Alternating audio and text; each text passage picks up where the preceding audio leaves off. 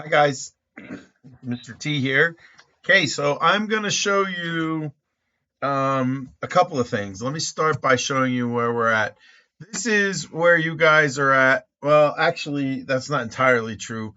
I had oh yeah, no, I think this is about right. I might have had one or two kids turn in a worksheet today that I have not yet entered. So this might not be completely accurate, but it's pretty close. And this is our unit on quadratics. Now, we studied this back in the beginning of this year, January and February, but we didn't do levels really hardly at all. You can see we did a little bit with completing the square, but these other levels we never really did. So what I'm going to do with this video here is I'm going to show it. I'm going to go through this really pretty quickly. And this video is going to be available. So what I'm going to have you do is go back through, if you'd like, through the video and rewind and rewatch for each part of these videos that you want to see. Anyway, the unit is called Quadratics. So if you go into, here's our Algebra 1 Block 3 class, right? And you go to the classwork tab, and you can see this is part of Algebra 1B. So it's not going to be number sets. Sorry, didn't mean to click that. And it's not exponents. And it's not polynomial operations. But it's this stuff, starting with completing the square, describe quadratics, quadratic representations, quadratic applications, and those are the ones that I'm going to try to run through a little bit of each of these pretty quickly. So if you watch close this video, it'll get you started. You can pick some of these and say, oh, I think I could do those. Now, I want you thinking as I go through here. If there's one you think you could start with, then start with that. But I'm going to start myself right here with describe quadratics. Okay. And by the way, this is a Google Classroom that you can be in. It's Algebra 1, Block 3, 22, 23. You should have an invitation. You should be able to get in there. If you can't see it, okay, you can look it up. There's the code. Okay, you can join it. There's the code to join this classroom. Okay, and then you can get in here again, go down here, find these topics on quadratics, the ones I'm going to be working on in this video right here. So starting with describe quadratics, I'll come down here, grab this material that's here, describe quadratics. So the first level that you need to be working on here is being able to recognize the graph of a quadratic function. So let me pull up a calculator here and just show you when we graph a quadratic function, it is some function where x is being squared, right? And you can see that it's taking this shape, right? That it's taking the shape of a parabola. Okay, now it could be a parabola in that form. It could be a parabola facing down if it's negative in front, right? And it might not be, set right here at the origin, but it's always going to be a parabola by shape. So that should help you really quickly be able to get through level 1. Recognize which of these are the graphs of a quadratic function by looking at the shape. The next thing it talks about is, can you recognize a quadratic pattern? Well, there's a couple things to know. The first is, what is the pattern of a perfect square? So a quadratic pattern, if you can find a perfect square, you pretty much know that's probably going to be a quadratic pattern. And if you can make a pattern of squares like f of x equals x squared. So let me go back up here again, take that negative sign out. And just hit the table, Control T.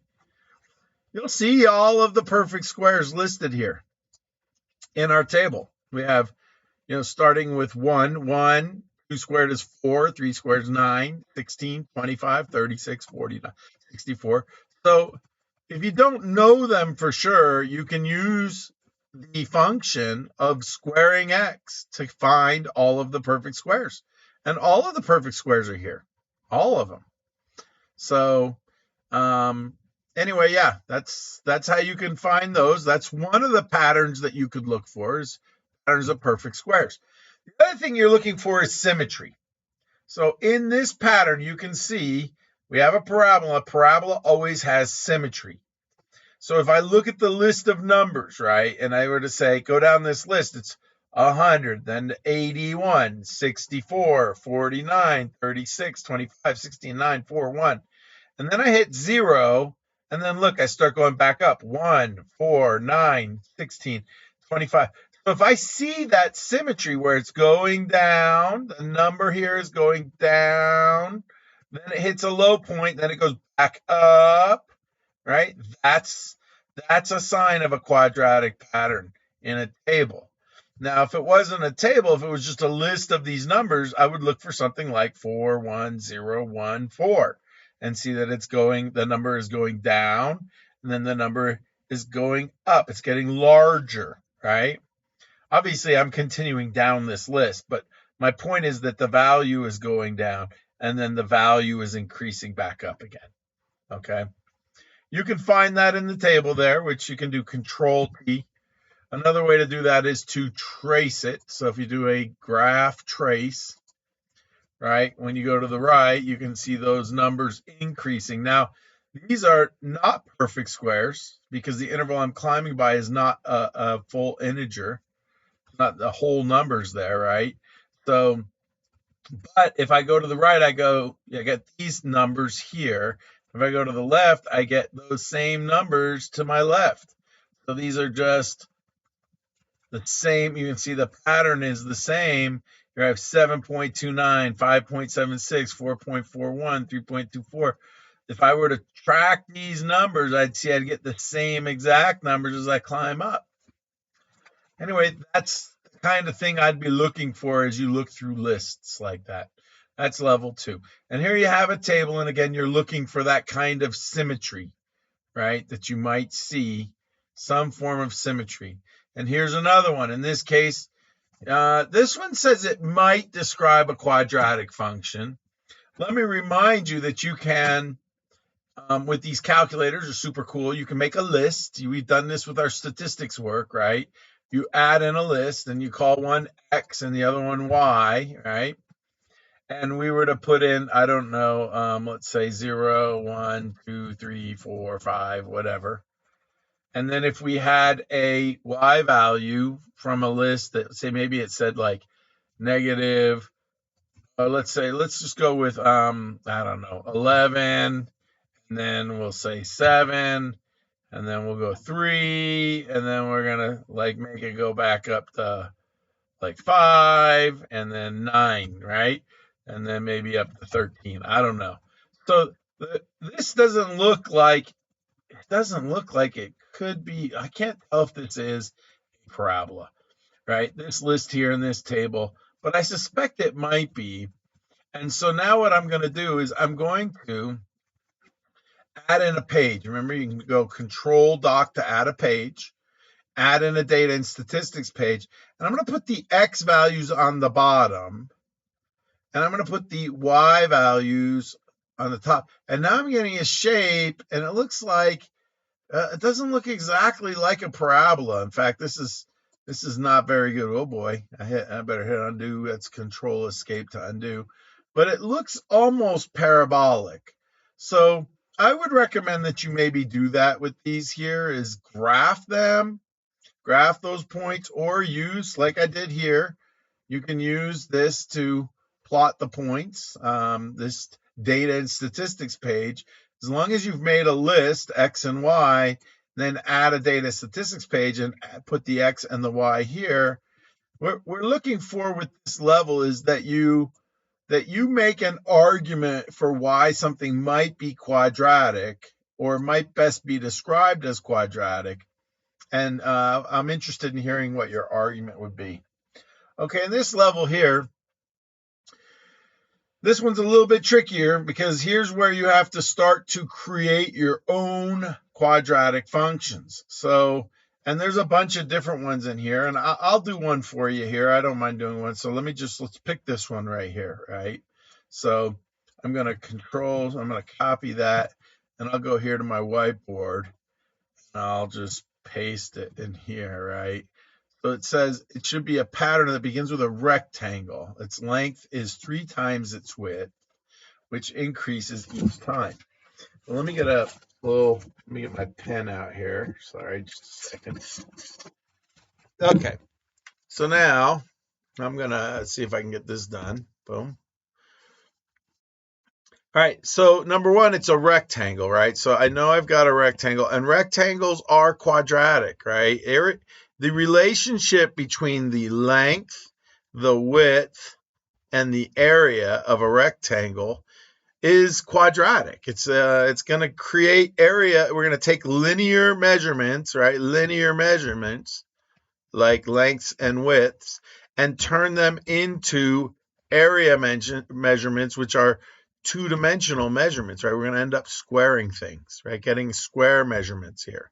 So, all right, get out of here, Microsoft. This is the wrong time for asking for help. Okay, so but what it says the rectangle has let's see, a length that's 3 times its width. It says here, a length that's 3 times its width. So if this is the width, and I called it X, then the length would be 3 times that. So there's another X, that's one X, and there's another X, and here's another X. And so then now I can see that I have a rectangle, whatever the width is, I've got this. So my dimensions are 3X, right, for my length. And my width is X. So now I've got to write a function for that pattern, right? So what it would be is it would be a function that provides the area that let me try this again. Hold on. I'm going to write this just using like words. So it's an area of the rectangle that depends on the length times the width. The length rather and the width needs these two inputs, right? And its result is going to be length times the width. That'd be any rectangle. I can use this function for the area of any rectangle, right? As long as I give it the length and I give it the width, then I know that the area is produced by taking the length and multiplying times the width. So in this case, we said the length was, I'm going to put this in 3X, right? And the width was X, right? So that's my inputs of my function. So the area when with length of 3X and width of X is equal to 3X times X, which is 3X squared, right? So that's basically our function. We can put it in as 3X times X. I can see that it's here, right? It's going to be X squared and X squared, because this is X by X, right? And then this is X squared, right? X by X. So my area is going to be 3X squared. That is the area of this rectangle. Now it says it increases each time. And because it's increasing, that's why we don't call this like 4, right? It might be 4 at some point, but if it keeps increasing, then eventually it's going to be 5. And then if it keeps increasing, then it's going to be 6. So I'm not using a number for the width, right? It says the width, which increases each time. So if it keeps increasing, I can't use a number to represent the width. So I used X. And that's why this width is X. And then the length is 3 times as long, so it's 3X. So I've got this function, and it says, I'm going to write it using function notation. F of X is equal to 3X squared. It's basically going to tell you that this function will depend on how big that width is, whatever that width is, X, I'm going to multiply it by 3x, the length, right? And it'll give me 3x squared, and that will produce the area. That'll be my function. So my calculator, okay, let's try this again. Give me my function from my calculator, 3x squared. There it is. Control G. Oops, sorry. Try that again. Control T gives me, there it is. There's my values for my function, 3x squared. And it says write a function. So I've written my function, f of x equals 3x squared. I've made its graph. Okay, I can draw it. I make a sketch for that. And it says, create a table of 5 values for the pattern, right? And so then the pattern is, this one's pattern was that the width, which is increasing each time, which I'm going to call this x, right, has a length that's 3 times as long as the width. So 3 sets of x, so 3 times x, right? So that's what you're going to do with each of these, right? One side increases by 4 and increases its side length. That's a square. That's going to be increasing its side length, so it's going to be x and x, and then one side gets an extra 4, right? That's how you got to figure these out. Level 6, they're just story problems related to that, so that's as far as I'm going to go with level 6.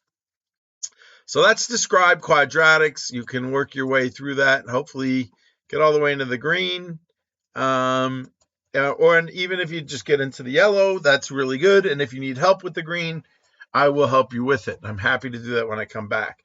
If you get stuck, you can move on here to quadratic representations. Okay. This one, some of you had already started working on. Oh boy, let's see if I can, let's see, open this in a new window here. So I know several of you guys had done a lot of work on these, because I can remember going over these, and a bunch of you got into the yellow here and some of the red. But I don't think anybody actually, I don't know how far you guys got on these.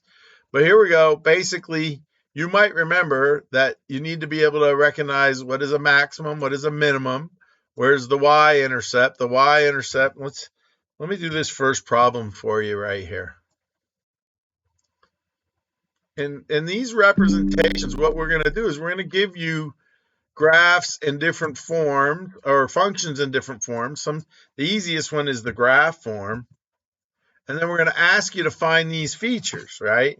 So the vertex here, this vertex, that's the highest or lowest point. I can see the vertex is right here at this point.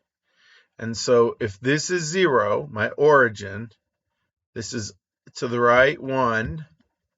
I go to the right 1 and then go up 1, 2, 3, 4.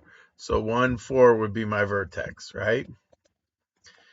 Is it a maximum or a minimum? Well, I can see that from here, it goes, as I go to the left, it opens down in both directions. So it's the highest point. So that would make this a maximum. The y-intercept. So I might be curious, where's this thing going to hit the y-axis? So what I can do is I see this. This is my y-axis right here, right? So I just trace this until I hit it right about there. It looks like it's about 2. X-intercepts. Notice that it's plural. Here's my x-axis, right? This little line right here with the arrow on it. That's my x-axis. So I'm going to follow my graph. Where does it hit the x-axis? Right there. And if this is 0 and this is 1, then that would be like that's -1 rather. That'd be like -0.5, right? And I go this way until I hit the x-axis, right? Which is this line. X-axis is this line here, right? I see, it hits right there, which is somewhere around 2.5. So it has 2 x-intercepts, one at -0.5 and one at 2.5. The direction of opening. The direction of opening is down. It's opening down. Okay.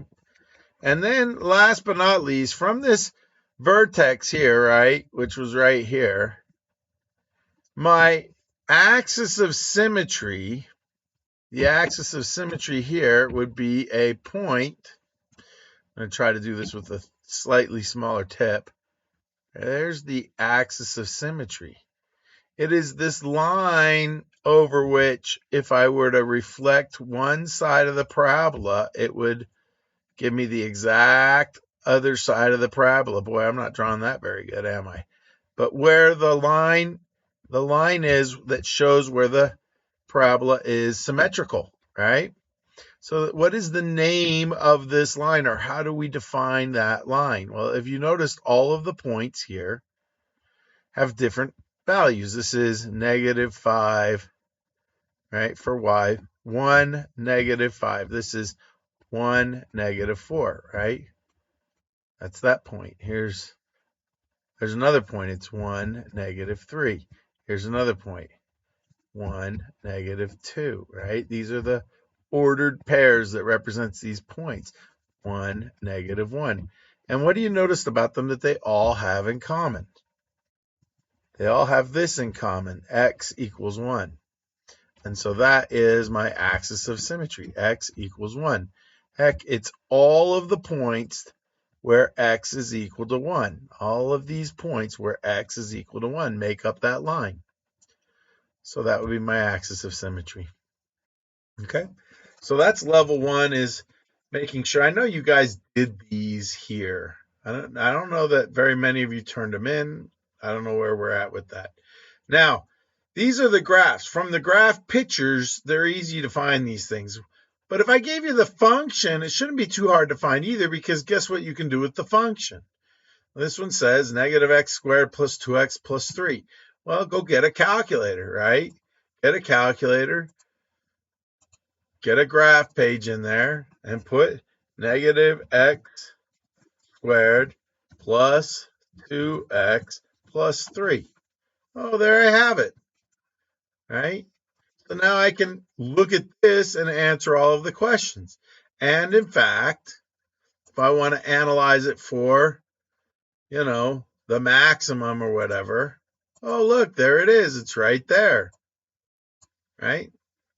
If I want to analyze it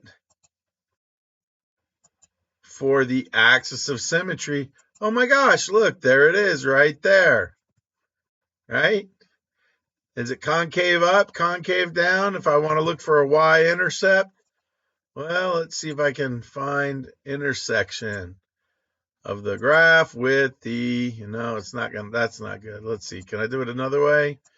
And, oh, I know I can do it. Watch this. Let me hit escape. What I can do is I can just trace the graph.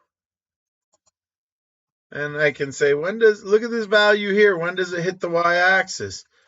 Well, it hits the x-axis right there when it says 0, when the output of the function, the y value, the output of the function is 0, that is the x-intercept, right? And if I go around,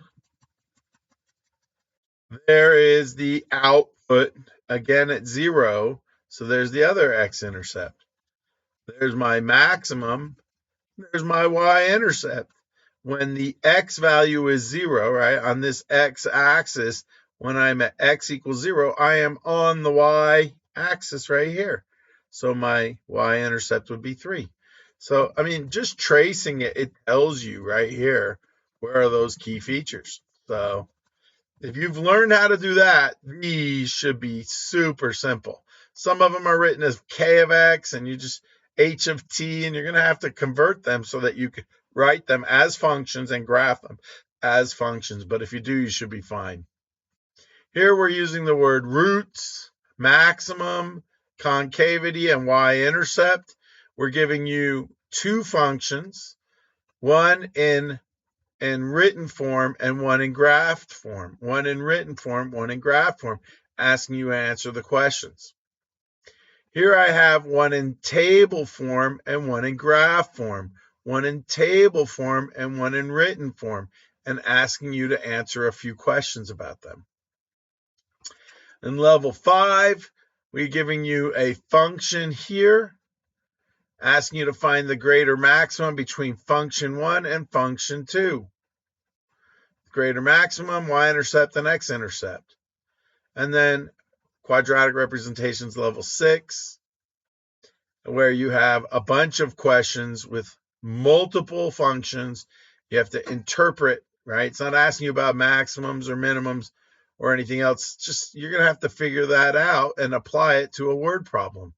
So that's the idea of representations. I think you learned enough about this way back when to be able to do this kind of work.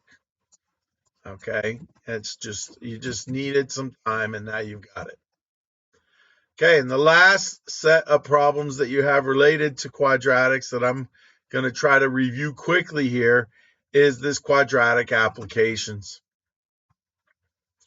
So now in this case, they're telling you this is the name of the function. They want you to figure out what is the function's value when t equals 7. Well, t is just the input. So if I want to graph this, instead of using t, I just use x, right? I can use my calculator, right? Let me do this. And I can just graph, but instead of using t, I'm going to use x. So I'm going to go 2x squared plus 1, right? So there's my function, 2x squared plus 1, and it wants to know what about when t equals 7 or when x equals 7. So I go control T and find out what's the value when x equals 7. There it is. Easy. So here you are applying these. It says if g of x equals 4x squared, then what is g of 5? Negative 5. So essentially, what is the value of function g given an x value of negative 5? Here is a graph. They want you to find the value of the function when h equals, what is the value of h when the input is negative 12? And then here it says, what is the value of the graph function when x equals 1? I think you're gonna be able to just do these. Right? You're given functions, and they're asking you to find values at specific levels. That's levels 1 and 2. Now you've got functions that are word problems, and you need to figure out when is it independent, when is it dependent. And now we have, more of the same, independent and dependence. And then finally, here, level 5 and 6 is rewriting or writing a function given a story problem. What would the vertex be? Okay, and answering some questions. So we got a bunch of questions like that. I think a lot of you did some work on these, both quadratic representations and quadratic applications, but you never just showed them to me and got them signed off. So hopefully you can zip through those today and have those ready to have signed off for me, because it would be pretty cool if I came back and I didn't see this when I came back. Here we go. This is what I don't want to see. I don't want to see this when I come back. Look at that. Hardly anything. I got a couple of things done and nothing else done. So I know you can do these. All right. You've actually done work on this kind of work before, and you just need to finish it. Okay.